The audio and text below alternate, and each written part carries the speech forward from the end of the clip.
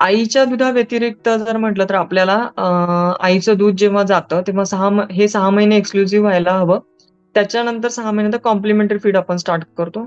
त्यावेळी आपण म्हणजे दुधाच्या बरोबर आईच्या दुधाबरोबर त्याला नाचणी, राईस किंवा रवा, तांदूळ, रवा या प्रकारचे स्लोली याचं इंट्रोडक्शन होतं.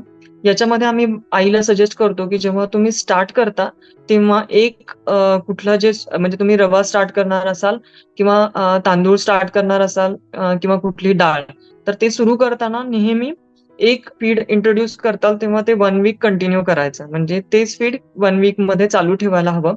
सो दॅट त्याचे काही ॲलर्जीज जर बेबीला काही येत असतील, तर ते आपल्याला समजतात.